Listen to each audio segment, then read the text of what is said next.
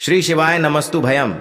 हर हर महादेव। स्वागत है आपका हमारे चैनल गुरु भक्ति 2.0 पर। दोस्तों आप लोग अच्छा, आप बताओ जरा, बंसी ने कौन सा पुण्य किया है कि कन्हैया सदा उसे अपने होठों पर सजा के रखते हैं। कन्हैया की होठों तक पहुंचना किसके बस की है? कन्हैया अपने होठों से किसे लगाते हैं?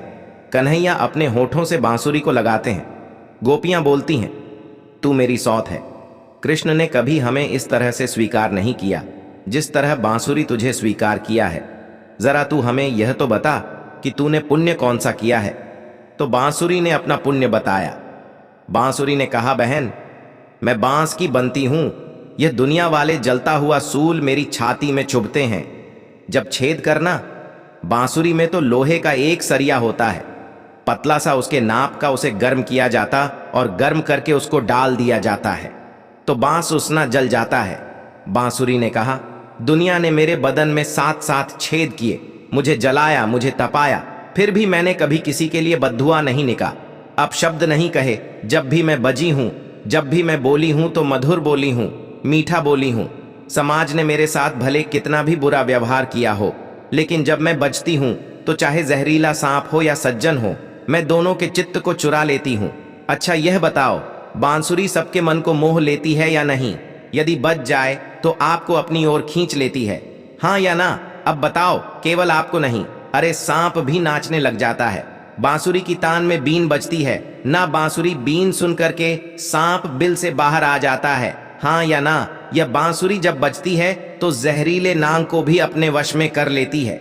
यदि निष्प्रभ है बजाने वाला, उसमें प्राण फूक है, मीन्स हवा फूता है बांसुरी, सबके मन को मोह लेती है अपने शब्दों से।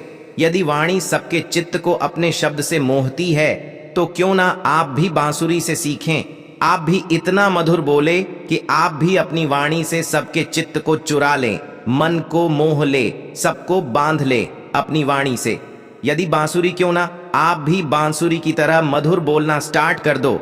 लेकिन आप कई बार इतना क्रूर व्यवहार करते हैं, कर्कश बोलते हैं कि सुनने वाला बेचारा रो पड़ता है। अच्छा यह बताओ, मैं 3 घंटे आपको रोज 3 घंटे यहां बोलता हूं, यह दास अनिरुद्ध 3 घंटे यहां रोज बोलता है, क्या मेरी वाणी से किसी का दिल दुखता है? बताओ, यदि आप कभी कथा में रोए होंगे तो प्रेम का आवेश आया होगा तो रोए होंगे, वरना मेरे शब्दों से आप आहत होकर कभी रोए ना होंगे।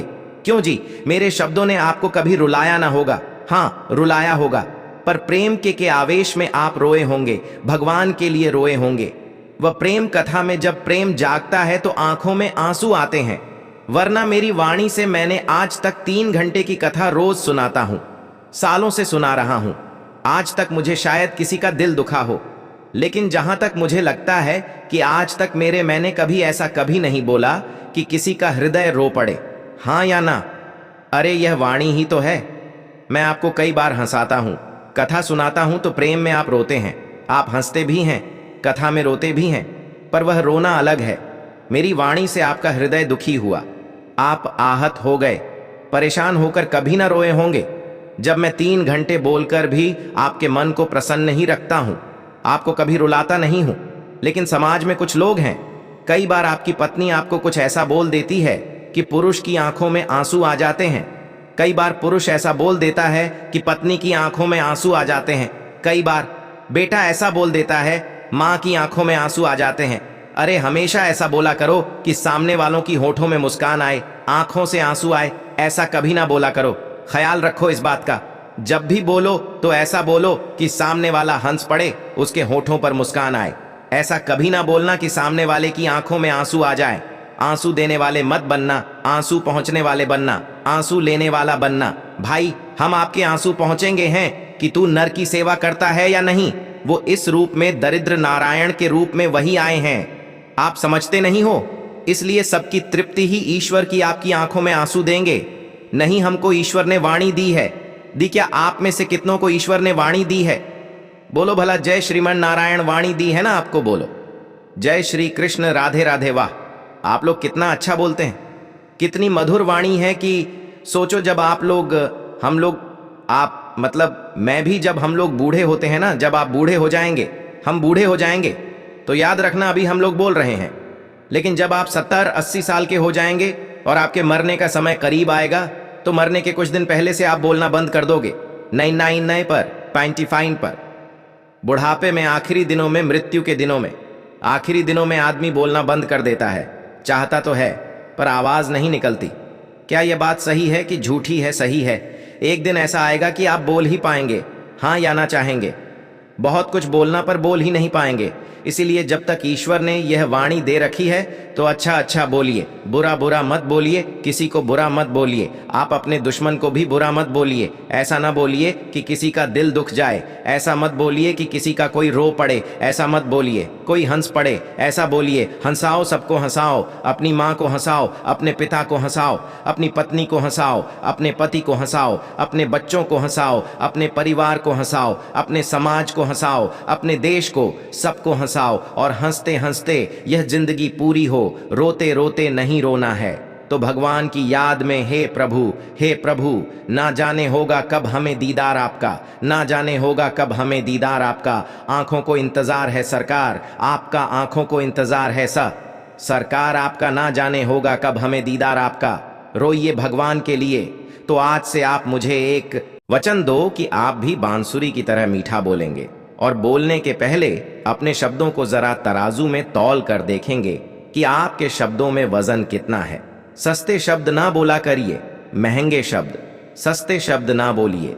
कौन से शब्द बोलिए? अच्छी क्वालिटी के शब्द बोलो। यदि पहले तुम तोलो फिर मुख को खोला करना।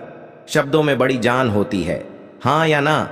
मैया शब्दों में बड़ी जोर से, शब्दों में बड़ी जान होती है। इन्हीं शब्दों से आरती, अरदास और अजान होती है। यह शब्द ही वो समुंदर के मोती है जिनसे इंसानों की इंसानों को पहचान होती है। शब्दों में बड़ी जान है। शब्दों से ही रिश्ते बनते हैं और शब्दों से ही रिश्ते बिगड़ते हैं। शब्दों में बहुत ताकत होती है। मेरी माँ शब्दों की ताकत ने महाभारत खड़ा कर दिया, हाँ या ना? शब्दों में बड़ी ताकत होती। इसलिए चुनिंदा शब्द, शब्दों का चयन अच्छा हो, अच्छे शब्दों का प्रयोग, अच्छी बातें करो। शब्दों को संभालो और हर समय बोलते ही मत रहो। थोड़ा चुप रहा करो, शब्दों को संभाल के रखो, कुछ भी ना बोला करो। जो लोग कुछ भी बोलते हैं ना, उनके सब शब्दों में वजन नहीं होता। जो ज्यादा बोलते हैं ना, उनकी बातें कोई नहीं मानता। कम बोला करो और बोलने के पहले विचार कर लो कि जो बोल रहे हो उन शब्दों से समाज में क्या प्रभाव पड़ेगा।